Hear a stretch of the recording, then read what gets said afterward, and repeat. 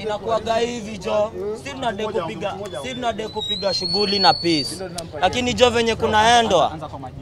Kwa majina ni Slobadan Tangut Mageto. Hivyo.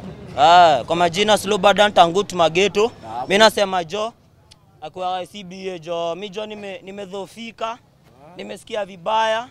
Jo tumelia. Na nasema one time siku zote.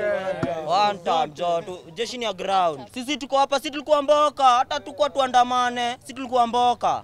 Masai Nengi. Pu. Utadu. Una retaliate mti yangu, una retaliate. Na diglo.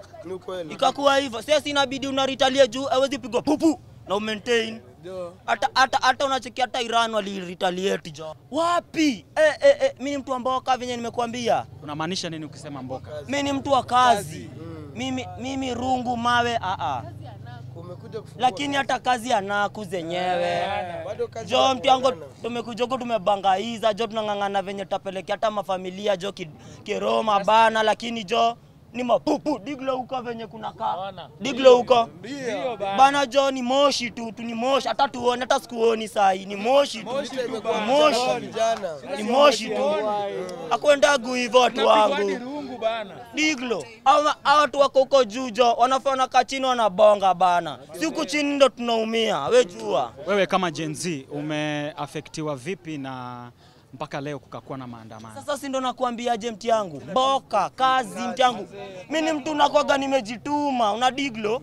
Mimi nimejituma. Mimi nimejimatu mbaya. Lakini sasa wakikuja tuharibie shughuli. Shughuli imebaki ni kufanya nini?